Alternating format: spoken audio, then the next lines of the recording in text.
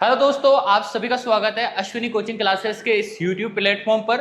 आज हम पढ़ेंगे रासायनिक अभिक्रियाओं एवं समीकरण का सेकंड पार्ट, जिसके अंदर रासायनिक अभिक्रियाओं के क्या पढ़ेंगे बेटा, प्रकार पढ़ेंगे। और हमारी जो सबसे पहली जो अभिक्रिया है वो क्या है, संयोजन अभिक्रिया। संयोजन अभिक्रिया किसे कहते हैं? दो या दो से अधिक अभिकारक आपस में मिलकर किसका निर्माण करते हैं, एकल उत्पाद का निर्माण करते हैं। ऐसी अभिक्रिया को क्या कहा जाता है, संयोजन अभिक्रिया। जैसे आप देख सकते हो, हमने क्या लिए हैं, दो पदार्थ लिए हैं। जब दो पदार्थ आपस में क्या करेंगे, सहयोग करेंगे। सहयोग करने के पश्चात इसमें से क्या बनेगा बेटा, एकल उत्पाद बनेगा, यानी एक ही पदार्थ का निर्माण होगा। ऐसी अभिक्रियाओं को क्या कहा जाता है, संयोजन अभिक्रिया कहा जाता है। इसमें से जो सबसे इंपॉर्टेंट अभिक्रिया है वो कौन सी है बेटा, कोयले का देन।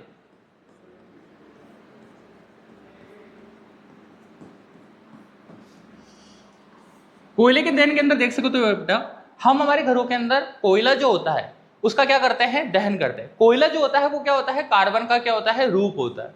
किसी भी वस्तु को जलने के लिए कौन सी गैस सबसे सर्वाधिक आवश्यकता होती है, ऑक्सीजन की। कोयला वायु में उपस्थित ऑक्सीजन के साथ क्रिया करता है और उसके साथ अभिक्रिया करके वो जलता है, और उसके साथ धुआं निकलता है, वो कार्बन डाइऑक्साइड का रूप होता है। और इसके अंदर क्या निकलती है, ऊष्मा निकलती है। अब इसी को एक रासायनिक समीकरण के रूप में किस प्रकार लिखेंगे, हमने कोयला लिया यानी कार्बन लिया, इसकी अभिक्रिया किसके साथ कराई, ऑक्सीजन के साथ करवाई, तो ये क्या बना, कार्बन डाइऑक्साइड गैस बनी। और इससे क्या निकली बेटा, ऊष्मा निकली। इसी प्रकार आप दूसरी अभिक्रिया देख सकते हो, जल का निर्माण।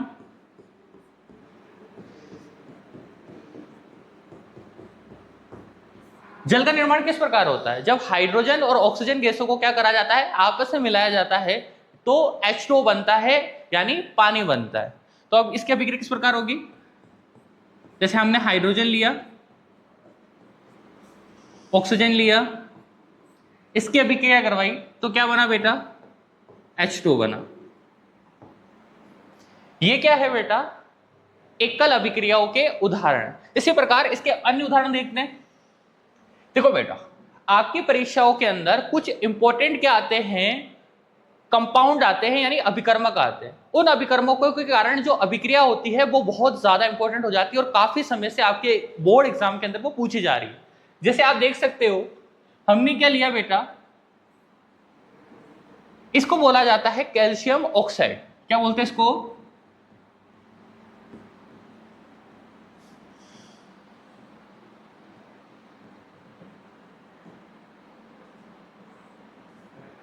और इसका सामान्य नाम होता है बिना बुझा हुआ चूना। इसी प्रकार दूसरा अभिकर्मक होता है कैल्शियम हाइड्रोक्साइड।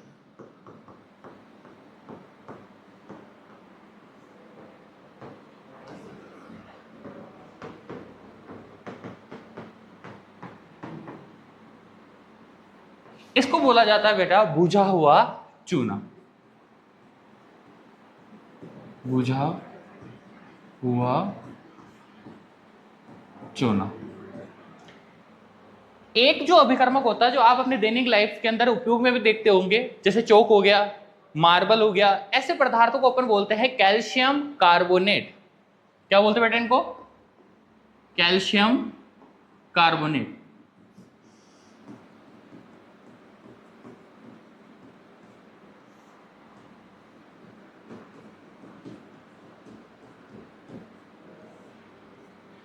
इस कैल्शियम कार्बोनेट को और किस नाम से जाना जाता है बेटा, चूना पत्थर। और आपने इसका सर्वाधिक बहुत व्यापक एग्जाम्पल देखा होगा। आपने देखा होगा कि जो ताजमहल है वो एक सफेद मार्बल से बना है। सफेद मार्बल को हिंदी में बोलते हैं बेटा संगमरमर। ये भी क्या बेटा, एक इंपॉर्टेंट अभिकर्मक है। अब बेटा देखो, इसकी रासायनिक अभिक्रिया किस प्रकार होती है। आपने देखा होगा, जब भी आप क्या करते हो, चूने को क्या करते हो, पानी के अंदर डालते हो तो क्या बनता है, चूने का पानी बनता है। लेकिन जो चूने का पानी होता है वो चूने के डालने के पश्चात क्या होता है, बहुत तेजी से क्या करता है, उबलता है, यानी बहुत ज्यादा गर्म हो जाता है। यानी इस अभिक्रिया के अंदर क्या हो रहा है, जैसे ही हम क्या करते हैं, चूने को किसमें डालते हैं, पानी के अंदर डालते हैं, यानी बिना बुझे हुए चूने को पानी में डाला तो क्या हुआ बेटा, चूने का पानी बना, यानी बुझा हुआ चूना बना। और इसके साथ क्या निकली बेटा, अत्यधिक मात्रा के अंदर क्या निकली बेटा, ऊष्मा निकली। और आपके घरों के अंदर क्या होता था पुराने समय के अंदर, हम इस चूने को पानी को क्या करते थे, दीवारों पर पोतते थे। और दीवारों को पोतने के पश्चात 2 या 3 दिन के बाद में इसके अंदर क्या होता था, एक कलर आता था, मतलब चमक आती थी हमारे घर के अंदर। ऐसा क्यों होता है, क्या होता है, जब हम चूने को पानी को क्या करते हैं, दीवारों पर लगाते हैं, तो वो वातावरण में उपस्थित कार्बन डाइऑक्साइड गैस के साथ क्या कर लेता है, अभिक्रिया कर लेता है, और वो क्या बन जाता है, कैल्शियम कार्बोनेट बन जाता है। और जो पानी होता है वो वातावरण में वापस से क्या हो जाता है बेटा, मुक्त हो जाता है। ये कैल्शियम कार्बोनेट ही आपके घर के अंदर दीवारों पर चमक का क्या होता है, कारण होता है, और इसी के कारण आपका घर क्या होता है, चमकदार हो जाता है। ठीक है, ये हमारे दोनों ही अभिक्रिया इंपॉर्टेंट है और ये हमारे प्रीवियस एग्जाम्स के अंदर पूछी जा चुकी है। अब सेकंड अभिक्रिया पढ़ेंगे बेटा, वियोजन अभिक्रिया। वियोजन अभिक्रिया किसे कहते हैं, वियोजन अभिक्रिया का एक अन्य नाम है जिसको बोला जाता है अवघटन अभिक्रिया, यानी किसी पदार्थ को तोड़ने वाली अभिक्रिया। इसके अंदर क्या होता है बेटा, जब एकल अभिकारक टूटकर 2 या 2 से अधिक उत्पादों का क्या करता है, निर्माण करता है, इस प्रकार की अभिक्रिया को क्या कहा जाता है, वियोजन अभिक्रिया कहा जाता है। अब आपको पता है कि किसी भी चीज को तोड़ने के लिए क्या चाहिए होती है बेटा, ऊर्जा चाहिए होती। अब किसी भी पदार्थ को ऊर्जा कैसे दी जाएगी, अगर आप उसको क्या कर दो बेटा, ऊष्मा दे दो, यानी उसको ऊष्मीय वियोजन कर दो, या आप उसको क्या दे दो, विद्युत धारा दे दो। अगर विद्युत धारा के द्वारा जो वियोजन होगा उसको क्या बोलेंगे, विद्युतीय वियोजन। अगर उसको सूर्य के प्रकाश की उपस्थिति में तोड़ा जाए तो उसको क्या बोला जाएगा, प्रकाशीय वियोजन। अब इसके कुछ एग्जाम्पल हैं वो देखते हैं। जैसे पहली जो अभिक्रिया है वो कौन सी होगी बेटा, ऊष्मीय वियोजन, यानी एकल अभिकारक का ऊष्मा के द्वारा किया गया वियोजन क्या कहला जाता है, ऊष्मीय वियोजन कहलाता है। इसके अंदर क्या होता है, हमने देखो यहां पर क्या लिया बेटा, फेरस सल्फेट लिया है, इसको क्या करा बेटा, ऊष्मा की उपस्थिति में क्या करा, इसको तोड़ा है, तो ये किस में बदल गया बेटा, फेरिक ऑक्साइड में बदल गया।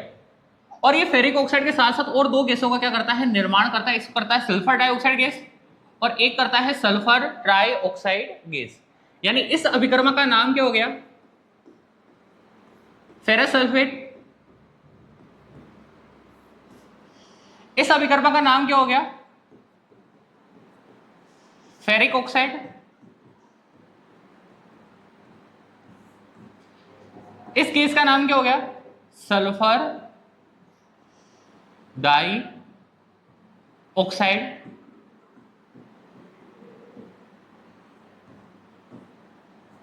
और इसका नाम हो गया बेटा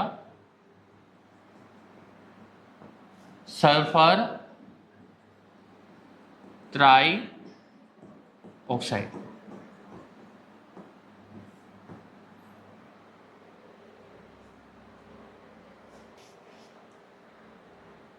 अब बेटा देखो दूसरी अभिकर्मक वाली अभिक्रिया ले रहे हैं, जैसे बेटा हम ले रहे हैं कैल्शियम कार्बोनेट।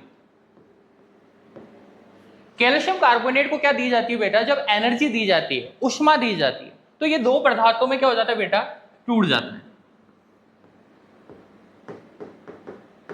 किसमें टूटता है बेटा, एक टूटता है बेटा कैल्शियम ऑक्साइड के अंदर और एक टूटता है ये कार्बन डाइऑक्साइड गैस के अंदर। इसी प्रकार जो तीसरी और सर्वाधिक एग्जाम में पूछे जाने वाली अभिक्रिया जो लगातार 3 सालों से अलग अलग क्वेश्चनों के रूप में तुम्हारे सामने आती है, ठीक है, उसके अंदर क्या लेते हैं हम बेटा,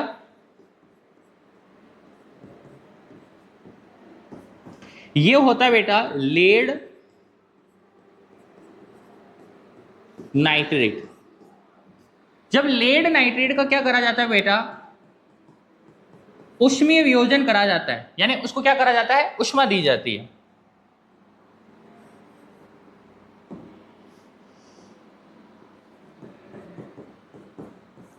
तो ये लेड ऑक्साइड में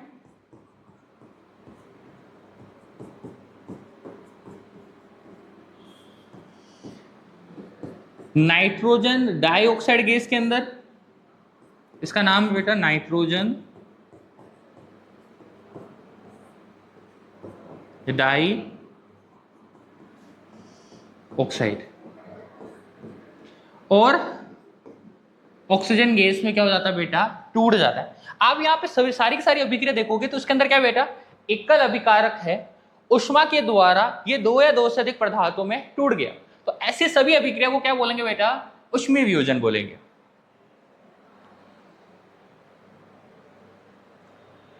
अब नेक्स्ट अभिक्रिया बेटा वैद्युतीय वियोजन। वैद्युतीय वियोजन का मतलब क्या होता है, किसी एकल अभिकारक को विद्युत धारा के द्वारा तोड़कर दो या दो से अधिक उत्पादों का क्या करा जाता है, निर्माण करा जाता है।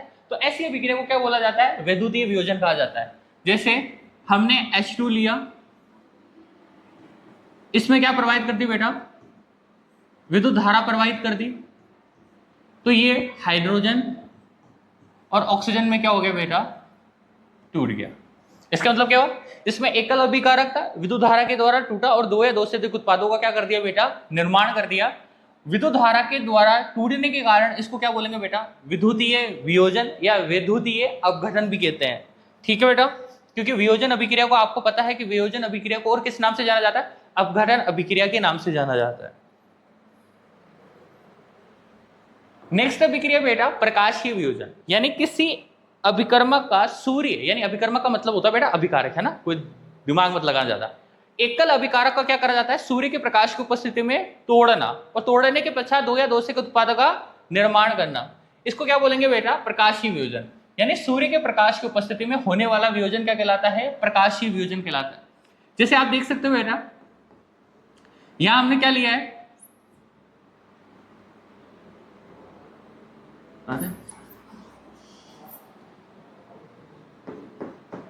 हमने लिया है सिल्वर क्लोराइड ही लिया है, यहां पर क्या लिया है, सूर्य का प्रकाश लिया है,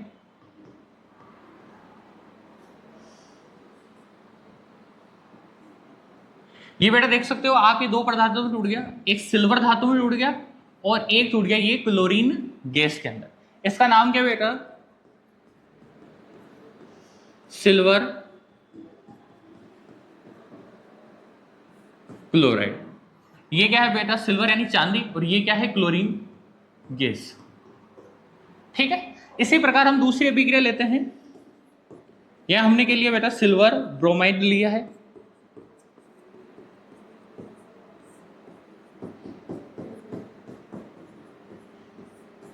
सिल्वर ब्रोमाइड को भी क्या करा हमने, सूर्य के प्रकाश की उपस्थिति में रखा है,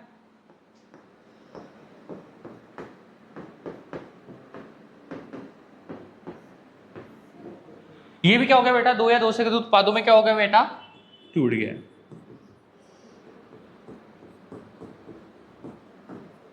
यहां क्या बना है बेटा, सिल्वर बना है, और क्या बनी बेटा, ब्रोमीन गैस बनी है।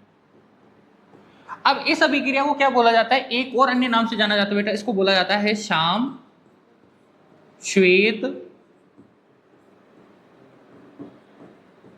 फोटोग्राफी अभिक्रिया। ठीक है बेटा, आप लिख सकते हो इसको।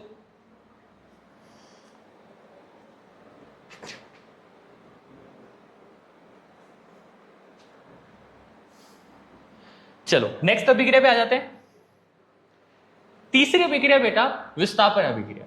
इस अभिक्रिया में क्या होता है, इस अभिक्रिया में होता है अधिक क्रियाशील तत्व कम क्रियाशील तत्व को उसके यौगिक से क्या कर देता है बेटा, विस्थापित कर देता है। इस प्रकार की अभिक्रिया को क्या बोला जाता है, विस्थापन अभिक्रिया। जैसे आप देखो बेटा, हमने क्या लिया बेटा, फेरस लिया है, यहां अपन ने क्या लिया बेटा, कॉपर सल्फेट लिया। जो फेरस होता है वो कॉपर से क्या होता है बेटा, ज्यादा क्या होता है, क्रियाशील होता है। इस कारण ये फेरस को क्या कर देगा, जो फेरस होगा वो कॉपर को क्या कर देगा, उसके स्थान से हटा देगा और एक नया यौगिक बना लेगा जिसका नाम होगा फेरस सल्फेट, और कॉपर धातु क्या हो जाएगी बेटा, अलग हो जाएगा। इसी प्रकार हम क्या लेते हैं बेटा, जिंक लेते हैं। जिंक किसके साथ अभिक्रिया करता है, कॉपर सल्फेट के साथ अभिक्रिया करता है। कॉपर को अपने स्थान से क्या कर देगा बेटा, हटा देगा और एक नया यौगिक बना लेगा जिसका नाम होगा जिंक सल्फेट, और कॉपर क्या हो जाएगा, अलग हो जाएगा। इसी प्रकार हम क्या लेते हैं बेटा, लेड लेते हैं। लेड की अभिक्रिया किससे कराते हैं, कॉपर क्लोराइड के साथ कराते हैं। लेड जो होता है वो कॉपर से क्या होता है, अधिक क्रियाशील होता है, जिसके कारण क्या होगा, जो लेड होगा वो क्लोराइड के साथ अभिक्रिया कर लेगा और क्या बन जाएगा, लेड क्लोराइड, और कॉपर धातु क्या हो जाएगी बेटा, अलग हो जाएगी। इन सभी अभिक्रिया के अंदर आप देख सकते हो कि जहां पर अधिक क्रियाशील तत्व है वो कम क्रियाशील तत्व को उसके यौगिक से क्या कर देता है, विस्थापित कर देता है और उसके बाद में नया यौगिक बना लेता है। इस सारी प्रकार की अभिक्रिया को क्या बोला जाता है, विस्थापन अभिक्रिया कहा जाता है।